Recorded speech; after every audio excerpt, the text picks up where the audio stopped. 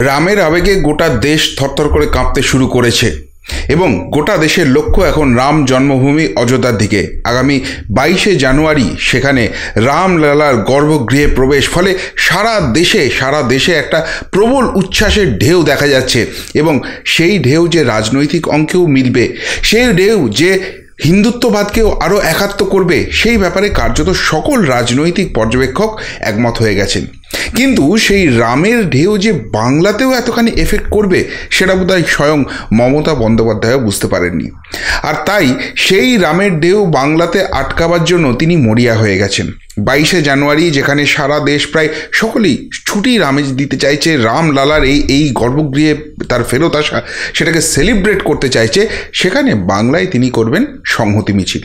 সেটা তো তার রাজনৈতিক কর্মসূচি, কিন্তু তিনি তার প্রশাসনিক ক্ষমতাকে কাজে লাগিয়েও বাংলায় এই রাম জন্মভূমির যে আবেগ, সেটাকে তিনি আটকাতে চেয়েছিলেন।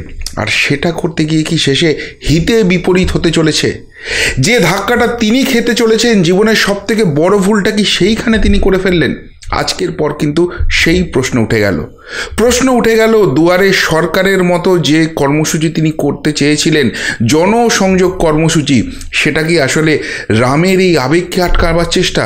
আর সেই মরিয়া চেষ্টায় কি শেষ পর্যন্ত তাকে আগামী লোকসভা নির্বাচনে ভরাডুবির দিকে নিয়ে যাবে? সেই প্রশ্নটা কিন্তু উঠে গেল। কিভাবে, কি ঘটনা হয়েছে, সমস্তটা ব্যাখ্যা করে আপনাদের সামনে নিয়ে আসব। দেখতে থাকুন শেষ পর্যন্ত এই প্রতিবেদন। নমস্কার, প্রিয় বন্ধু মিডিয়ায় আপনাদের স্বাগত এবং আপনারা দেখছেন প্রিয় বন্ধু বাংলা, সত্যের সন্ধানে সর্বদা আমি শুদ্ধশীল। বন্ধুরা, আপনারা জানেন যে 22শে জানুয়ারি গোটা দেশ রামলালার আবির্ভাব ঘিরে কার্যত একটা নতুন উদ্যমে, নতুন একটা জায়গায় চলে যাচ্ছে, নতুন একটা আবেগের জায়গায় চলে যাচ্ছে। সকল খবর, সকল কিছু কিন্তু সেই অযোধ্যার দিকে নির্দেশ করছে এবং সেই রামের আবেগ যে বাংলার রাজনীতিতেও একটা বড়সড় ভূমিকম্প ঘটাবে, সেই নির্দেশিকাও কার্যত স্পষ্ট হয়ে যাচ্ছে। আর এই জায়গাটাকেই আটকাতে মরিয়া মমতা বন্দ্যোপাধ্যায়। কিন্তু সেই মরিয়া প্রচেষ্টায় কি তাকে আরও বড় বিপদের দিকে ঠেলে দিল, আরও বড় রাজনৈতিক অন্তঃসার শূন্য হওয়ার দিকে এগিয়ে দিল? সেই প্রশ্নটাও কিন্তু উঠে যাচ্ছে। আজকে সারা দিনে অনেকগুলো ফোন পেলাম এবং বিশ্বাস করুন, যারা ফোন করলেন তারা কিন্তু কেউ বিজেপির সমর্থক নন। যারা ফোন করলেন তারা কিন্তু কোনো রাজনৈতিক দলের কোনো নেতা নন, কোনো আধিকারিক নন। তারা কারা? তারা হচ্ছেন এই মমতা বন্দ্যোপাধ্যায়ের খামখেয়ালিপনায় চরম ক্ষুব্ধ একটা অংশ, যারা চাইছেন এইবার বিদায় নেমা। তারা কারা? তারা হলেন সেই সব আধিকারিক যারা এই সমস্যা সমাধান জনসংযোগ কর্মসূচির সঙ্গে অন্তর্গত রয়েছেন। আপনারা জানেন যে 2021-এর নির্বাচনে জেতার জন্য মমতা বন্দ্যোপাধ্যায় বলেছিলেন দুয়ারে সরকার বলে একটি প্রকল্প করবেন এবং আমরা মাঝে মাঝেই দেখছি সেই দুয়ারে সরকার প্রকল্প হচ্ছে, যেখানে বিভিন্ন ব্লকে মমতা বন্দ্যোপাধ্যায়ের সরকার একটা করে ক্যাম্প করছে। সেই ক্যাম্পে বিভিন্ন ধরনের সমাধান তারা সেখানে দিচ্ছেন এবং সেইটার সঙ্গে সাযুজ্য রেখে বা সেটারও আরও একটা স্টেপ এগিয়ে গিয়ে তিনি কি করলেন? তিনি বললেন যে আরেকটা নতুন প্রকল্পের তিনি সূচনা করছেন, যেটা হচ্ছে সমস্যা সমাধান জনসংযোগ কর্মসূচি। কি এই কর্মসূচি? এই কর্মসূচিতে বেসিক্যালি দুয়ারে সরকারে যে ফেসিলিটি পাওয়া যায়, সেই একই ধরনের ফেসিলিটি পাওয়া যাবে, কিন্তু দুয়ারে সরকারটা বেসিক্যালি ব্লক লেভেলে হচ্ছে, সুতরাং সেখানে মানুষের পার্টিসিপেশন অনেকটা সময় কম হতে পারে। তাই তিনি ওই পাড়াই সমাধান বলে আগে একটা করেছিলেন না, কার্যত সেই ধরনের একটা কর্মসূচি সামনে নিয়ে এসছেন, যেটার নাম দিয়েছেন এই সমস্যা সমাধান জনসংযোগ কর্মসূচি, যেটা বেসিক্যালি প্রত্যেকটা বুথে গিয়ে হবে। এখন এই জায়গাটাতেই কিন্তু বড়সড় প্রশ্ন উঠে গেল, সত্যিই কি মমতা বন্দ্যোপাধ্যায়ের সরকার পরিষেবা দিতে চাইছেন? পরিষেবাটা মানুষের দোরগোড়ায় পৌঁছে দিতে চাইছেন, নাকি এটা আসলে ওই প্রশাসনিক চেয়ারে বসে পরিষেবা দেওয়ার নাম করে আসলে রামের আবেগটাকে আটকানোর একটা ব্যাপার রয়েছে? সেই প্রশ্নটা কিন্তু উঠে গেল। কেন আপনাদের একটা তথ্য দিই, যে তথ্যটা আমার কোনো মন গড়া তথ্য নয়, যে তথ্যটা দিচ্ছে পশ্চিমবঙ্গ সরকার। আজ থেকে 20শে জানুয়ারি থেকে এই প্রকল্পটি শুরু হয়েছে এবং এই প্রকল্পে মোট 81,029টা ক্যাম্প করার কথা রয়েছে, যার মধ্যে আজকে হয়েছে মাত্র 6,089টা ক্যাম্প। এবং এটা 20শে জানুয়ারি থেকে 12ই ফেব্রুয়ারি অবধি চালাবার কথা আছে, সুতরাং এই 81,000 এটা হয়ে যাবে।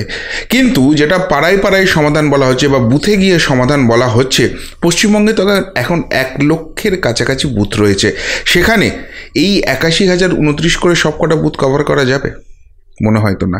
কিন্তু তার থেকেও বড় কথা, আজকে যে প্রায় 6,000-এর উপর ক্যাম্প করা হলো, সেখান থেকে ঠিক কতজন বিভিন্ন সমাধানের জন্য এলেন? বিভিন্ন সমাধানের জন্য এসেছেন আজকে 63,788 জন। এটা পশ্চিমবঙ্গ সরকারের হিসেব। এখন এখানে কি কি তারা সমাধান পাচ্ছেন?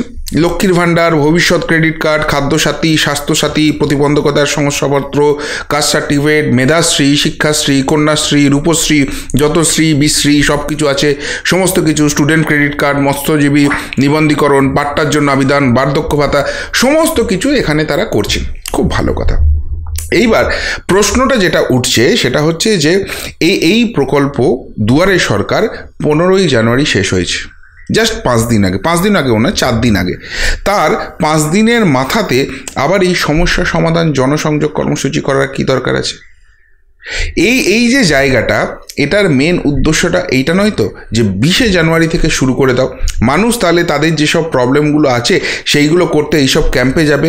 ওদিকে অযোধ্যাতে রাম জন্মভূমিতে কি হচ্ছে, রামলালার কি হচ্ছে, সেই কথা যখন প্রচার হবে, সেই কথা যখন খবরে আসবে, সেই আবেগে যখন মানুষ ভাসতে চাইবে, তাদেরকে এমন একটা কাজ দাও যে তাদের মুখটা ওখান থেকে ঘুরিয়ে থাকে, তারা ওই দিকের ওই আবেগটাকে এখানে আর স্ফুলিঙ্গ হতে না দেয়।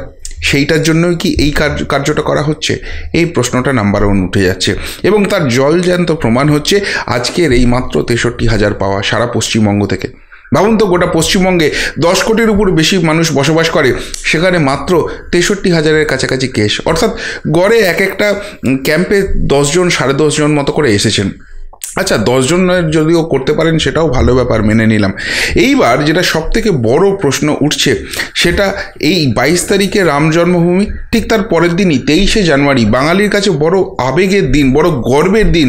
কেননা এই বাংলা মায়ের অন্যতম বীর সন্তান, খুব সম্ভবত শ্রেষ্ঠ বীর সন্তান নেতাজি সুভাষচন্দ্র বসুর জন্মদিন, আর সেই দিনটারই ছুটি বাতিল করে দেওয়া হয়েছে। সেই দিনকেও এই অফিসারদের গিয়ে বসতে হবে এই ক্যাম্পগুলোতে, এবং এই ক্যাম্পগুলোতে গিয়ে তাদের সমস্যার সমাধান করতে হবে। অর্থাৎ নেতাজি সুভাষচন্দ্র বসুকেও ফেলে দাও, কোনো দরকার নেই।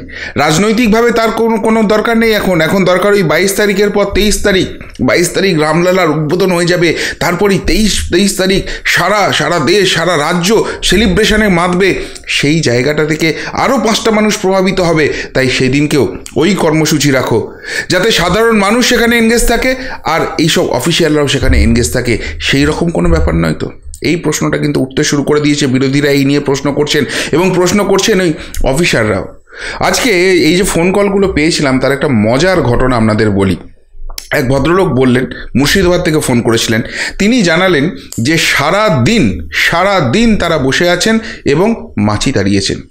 বলা হয়েছে বুথে বুথে গিয়ে করতে হবে, 3 জন করে অফিসার সেখানে যাবেন, তারা সেখানে সারাদিন বসেছিলেন, এবং সেখানে বসে থাকার পর সন্ধেবেলায় তাদের কাছে যখন রিপোর্ট চাওয়া হচ্ছে, তারা বলেছেন শূন্য, একটি মানুষও এই বুথে আসেননি।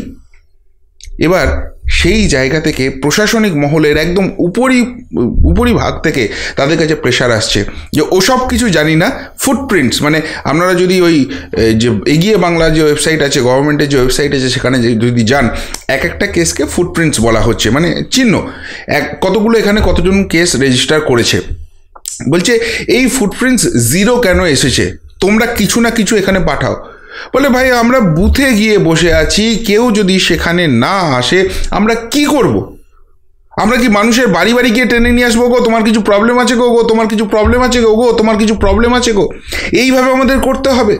বলে কিভাবে করবে জানি না, তোমাদের এখানে দেখাতে হবে রেকর্ড যে হ্যাঁ এখানে কাজ হয়েছে, নাহলে এই ক্যাম্পটাকে এগিয়ে নিয়ে যাওয়া যাবে না।